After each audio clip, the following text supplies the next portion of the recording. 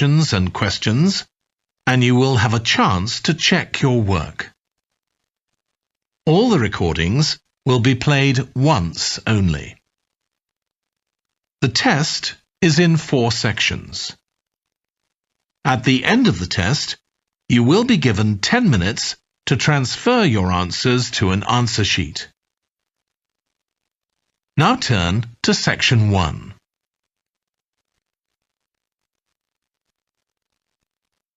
Section 1. You will hear a woman phoning a hotel about holding a party there. First, you have some time to look at questions 1 to 7.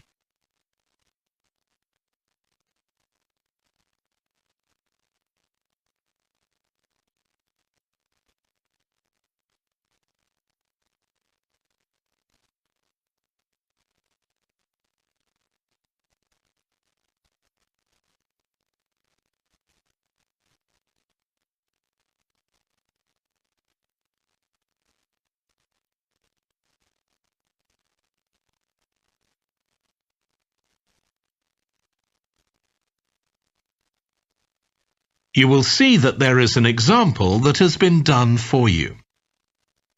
On this occasion only, the conversation relating to this will be played first. Good morning, Clare House Hotel. Andrew speaking. I'm the events manager. Andrew is the events manager. So events has been written in the space. Now we shall begin.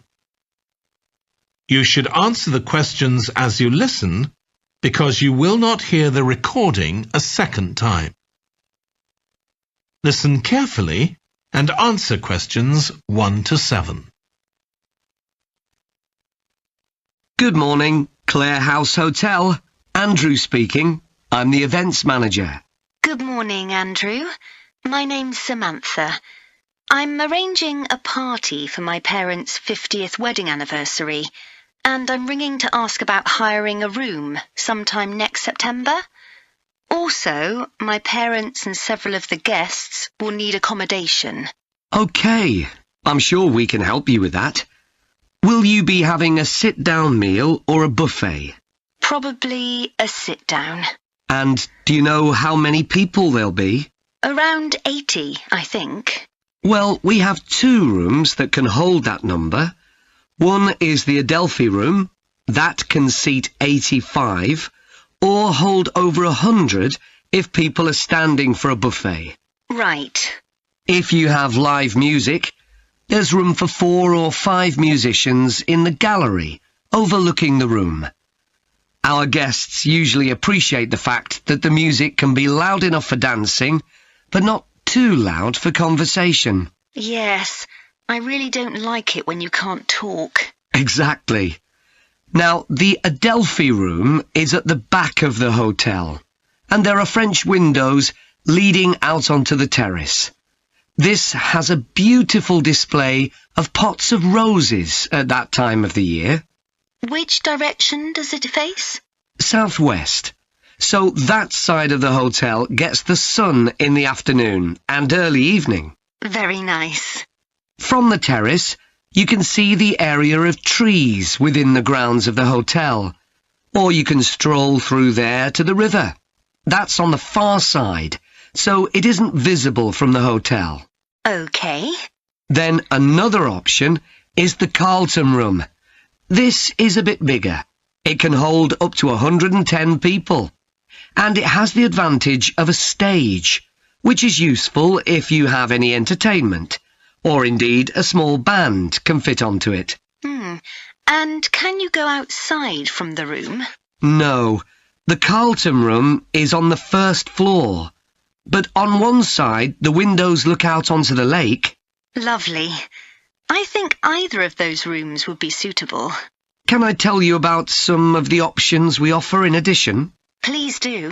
As well as a meal, you can have an MC, a master of ceremonies, who'll be with you throughout the party. What exactly is the MC's function? I suppose they make a speech during the meal, if we need one, do they? That's right. All our MCs are trained as public speakers, so they can easily get people's attention. Many guests are glad to have someone who can make themselves heard above the chatter. And they're also your support. If anything goes wrong, the MC will deal with it, so you can relax. Great. I'll need to ask you about food, but something else that's important is accommodation. You obviously have rooms in the hotel, but do you also have any other accommodation?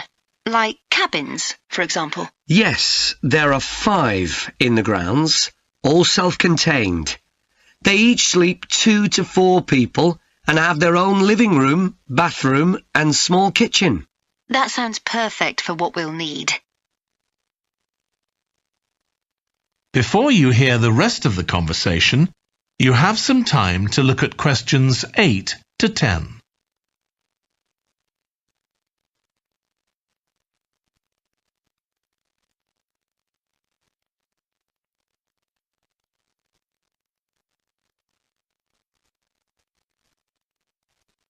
Now listen and answer questions 8 to 10. Now, you have various facilities, don't you? Are they all included in the price of hiring the room? The pool, for instance? Normally you'd be able to use it, but it'll be closed throughout September for refurbishment, I'm afraid. The gym will be available, though, at no extra charge. That's open all day from 6 in the morning until midnight. Right. And the tennis courts, but there is a small additional payment for those. We have 4 courts, and it's worth booking in advance if you possibly can, as there can be quite a long waiting list for them. Right. Now, could we discuss the food? This would be dinner around 7 o'clock, and... That is the end of section 1. You now have half a minute to check your answers.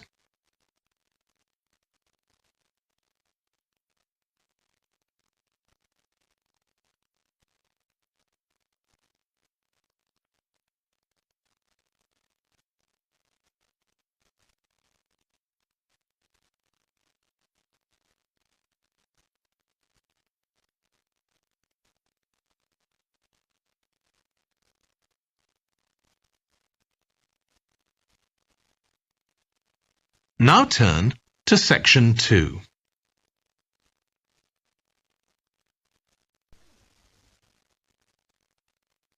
Section 2. You will hear a holiday company representative talking to a group of tourists in a large hotel about things they can do during their holiday. First, you have some time to look at questions 11 to 16.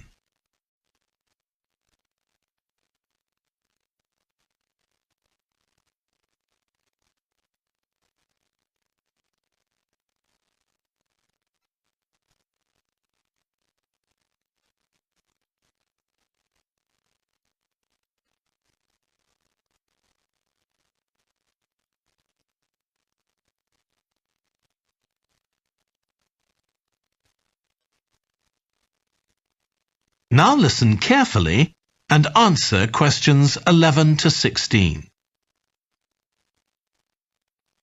Hello everyone. I'm Jake Stevens and I'm your rep here at the hotel. I'm sure you'll all have a great time here. So, let me tell you a bit about what's on offer. I'll start by telling you about some of the excursions that are available for guests. One thing you have to do while you're here is go dolphin watching. On our boat trips, we pretty well guarantee you'll see dolphins. If you don't, you can repeat the trip free of charge. We organise daily trips for just €35. Unfortunately, there aren't any places left for this afternoon's trip, but come and see me to book for later in the week. If you're energetic, I'd recommend our forest walk. It's a guided walk of about 7 kilometres. There'll be a stop halfway, and you'll be provided with a drink and sandwiches. There's some fairly steep climbs up the hills, so you need to be reasonably fit for this one, with good shoes. Oh, and bring a waterproof in case it rains. It's just €25, all inclusive, and it's every Wednesday. Then on Thursdays, we organise a cycle trip, which will give you all the fun of biking without the effort.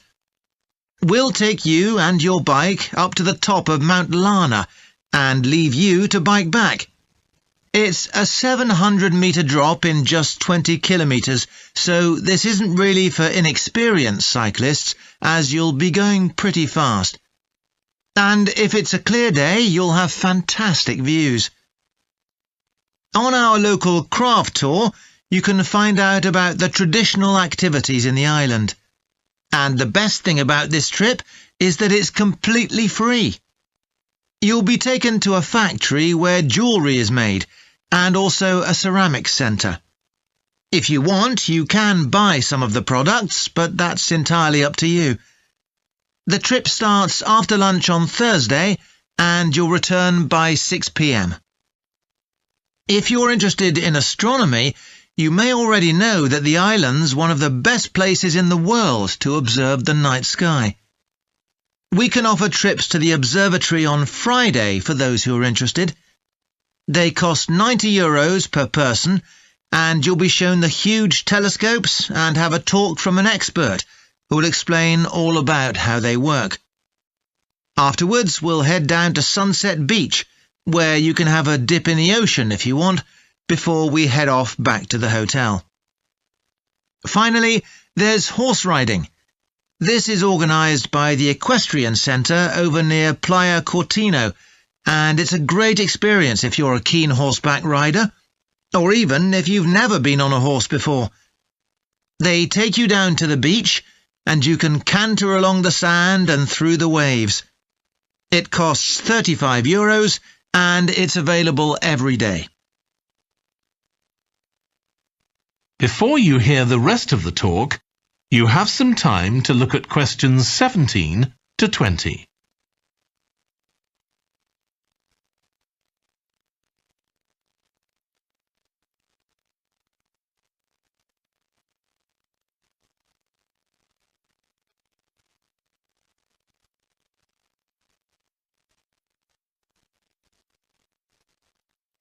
Now listen and answer questions 17 to 20. So, there's plenty to do in the daytime, but what about nightlife? Well, the number one attraction's called Musical Favourites. Guests enjoy a 3-course meal and unlimited free drinks, and watch a fantastic show, starting with musicals set in Paris, and then crossing the Atlantic to Las Vegas, and finally Copacabana. At the end, the cast members come down from the stage, still in their stunning costumes, and you'll have a chance to chat with them. It's hugely popular, so let me know now if you're interested, because it's no good leaving it until the last minute. It's on Friday night.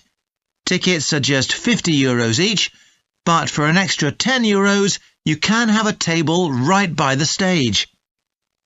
If you'd like to go back in time, there's the Castle Feast on Saturday evening. It's held in a 12th century castle, and you eat in the great courtyard, with ladies in long gowns serving your food. You're given a whole chicken each, which you eat in the medieval way, using your hands instead of cutlery. And you're entertained by competitions where the horseback riders attempt to knock one another off their horses. Then you can watch the dancers in the ballroom and join in as well if you want. OK, so now if anyone has... That is the end of section 2. You now have half a minute to check your answers.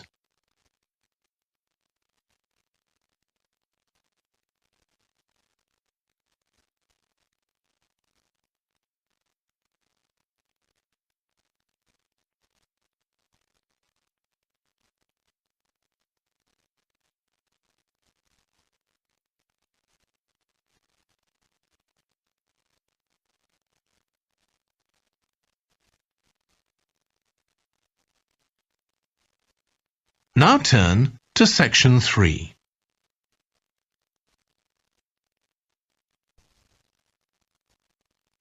Section 3. You will hear Stephanie, who is thinking about taking a one-year course in children's literature, talking to Trevor, who is currently taking the course. First, you have some time to look at questions 21 to 25.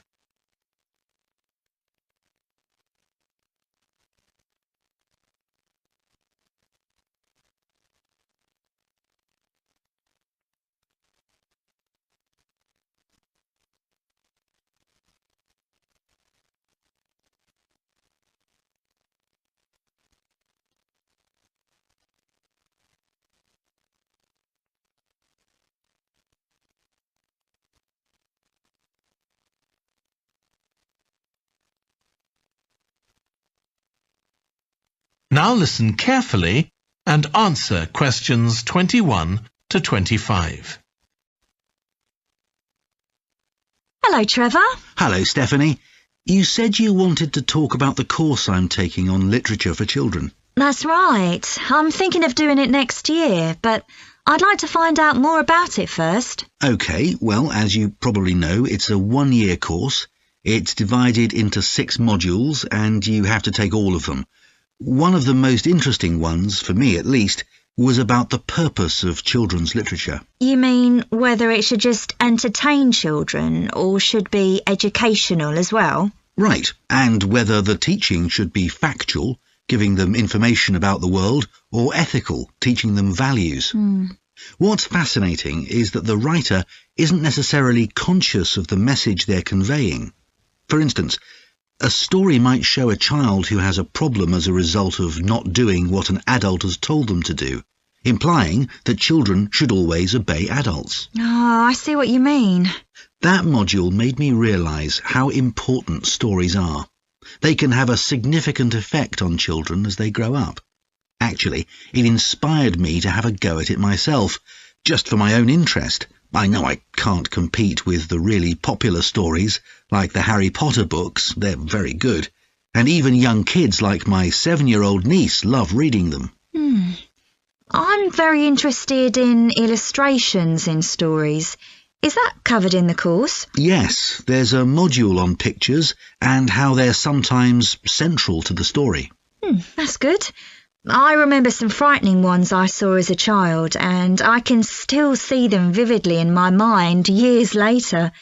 Pictures can be so powerful, just as powerful as words. I've always enjoyed drawing, so that's the field I want to go into when I finish the course. I bet that module will be really helpful. I'm sure it will. We also studied comics in that module, but I'm not convinced of their value, not compared with books. One of the great things about words is that you use your imagination, but with a comic you don't have to. But children are so used to visual input on TV, video games and so on. There are plenty of kids who wouldn't even try to read a book, so I think comics can serve a really useful purpose. You mean it's better to read a comic than not to read at all? Yes, I suppose you're right. I just think it's sad when children don't read books. What about books for girls and books for boys?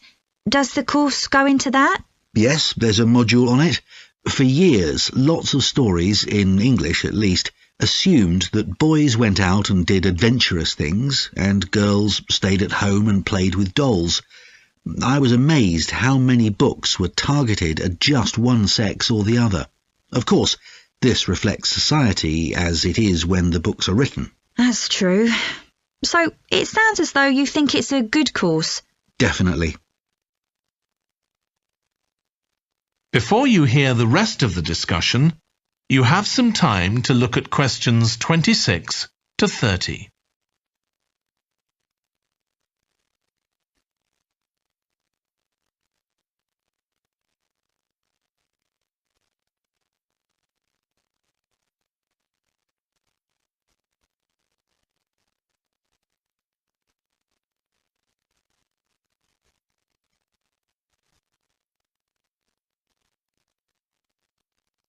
Now listen and answer questions 26 to 30.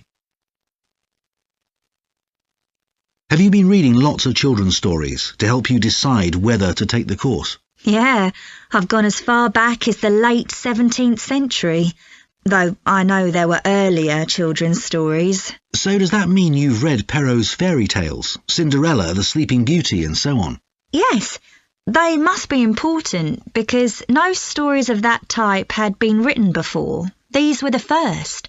Then there's the Swiss Family Robinson. I haven't read that. The English name makes it sound as though Robinson is the family's surname, but a more accurate translation would be the Swiss Robinsons, because it's about a Swiss family who are shipwrecked, like Robinson Crusoe in the novel of a century earlier. Well, I never knew that. Have you read Hoffmann's The Nutcracker and the Mouse King? Wasn't that the basis for Tchaikovsky's ballet, The Nutcracker? That's right. It has some quite bizarre elements. I hope you've read Oscar Wilde's The Happy Prince. It's probably my favourite children's story of all time. Oh, mine too. And it's so surprising because Wilder's best known for his plays, and most of them are very witty, but The Happy Prince is really moving. I struggled with Tolkien's The Lord of the Rings. 3 long books, and I gave up after 1. It's extremely popular, though. Yeah, but whereas something like The Happy Prince just carried me along with it, The Lord of the Rings took more effort than I was prepared to give it. I didn't find that. I love it. Another one I've read is Warhorse. Oh, yes, it's about the First World War, isn't it? Hardly what you'd expect for a children's story. Exactly, but it's been very successful.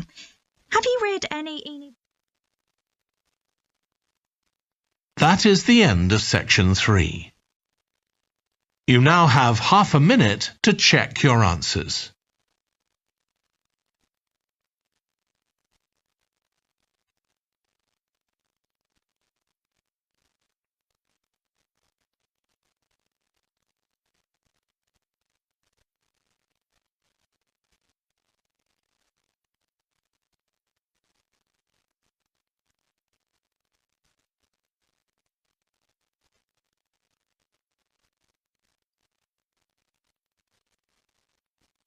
Now turn to section 4.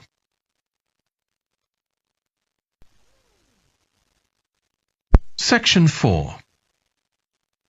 You will hear part of a lecture about a branch of archaeology called marine archaeology. First, you have some time to look at questions 31 to 40.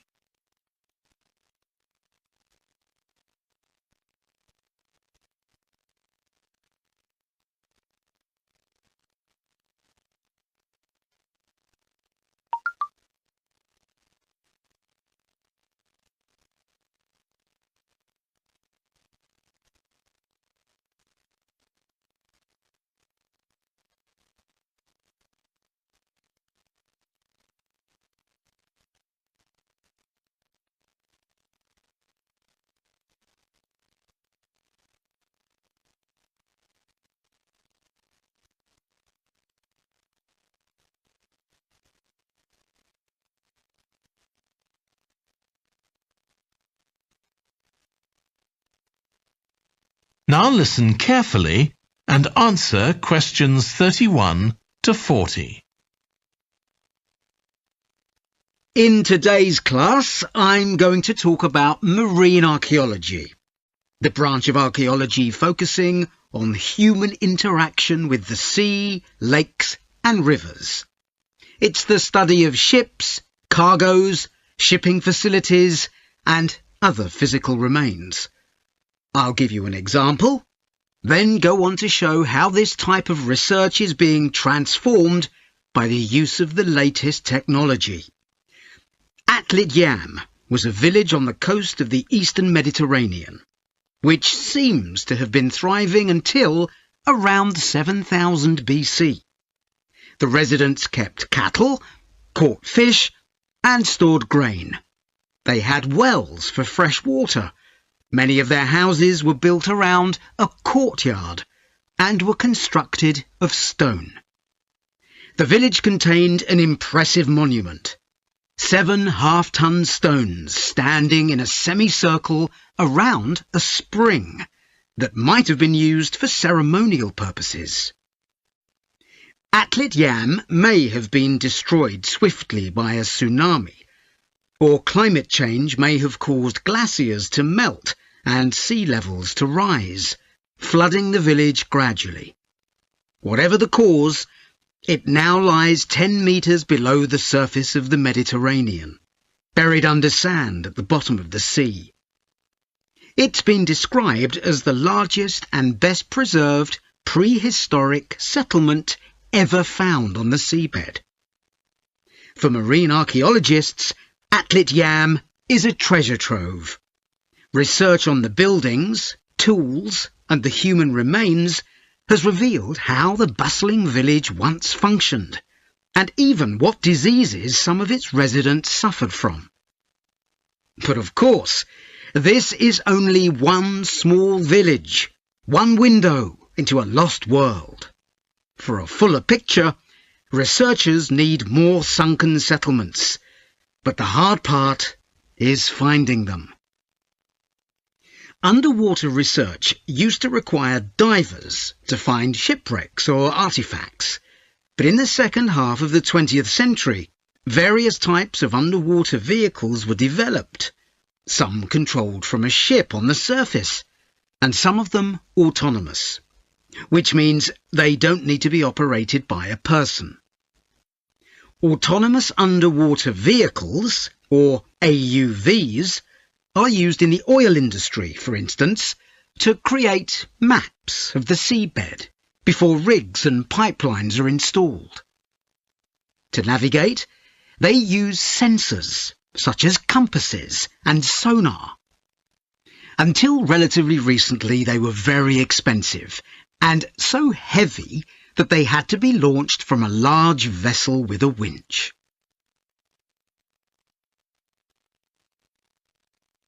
But the latest AUVs are much easier to manoeuvre. They can be launched from the shore or a small ship, and they're much cheaper, which makes them more accessible to research teams. They are also very sophisticated. They can communicate with each other and, for example, work out the most efficient way to survey a site or to find particular objects on the seabed. Field tests show the approach can work.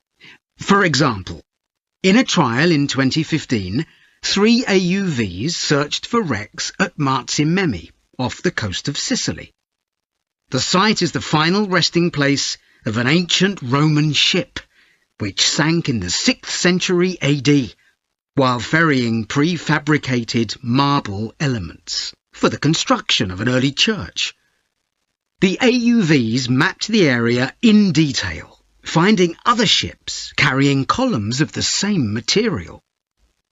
Creating an internet in the sea for AUVs to communicate is no easy matter. Wi-Fi networks on land use electromagnetic waves, but in water these will only travel a few centimetres. Instead, a more complex mix of technologies is required. For short distances, AUVs can share data using light, while acoustic waves are used to communicate over long distances. But more creative solutions are also being developed, where an AUV working on the seabed offloads data to a second AUV, which then surfaces and beams the data home to the research team using a satellite. There's also a system that enables AUVs to share information from seabed scans and other data. So, if an AUV surveying the seabed finds an intriguing object, it can share the coordinates of the object, that is, its position, with a nearby AUV that carries superior cameras, and arrange for that AUV to make a closer inspection of the object. Marine archaeologists are excited about the huge potential of these AUVs for their discipline. One site where they're going to be deployed is the Gulf of Baratti off the Italian coast. In 1974, a 2,000-year-old Roman vessel was discovered here in 18 metres of water. When it sank, it was carrying medical goods in wooden or tin receptacles. Its cargo gives us insight into the treatments available all those years ago, including tablets that are thought to have been dissolved to form a cleansing liquid for the eyes. Other Roman ships went down nearby, taking their cargoes with them. Some held huge pots made of terracotta. Some were used for transporting cargoes of olive oil, and others held wine. In many cases, it's only these containers that remain, while the wooden ships have been buried under silt on the seabed. Another project that's about to be... That is the end of section 4. You now have half a minute to check your answers.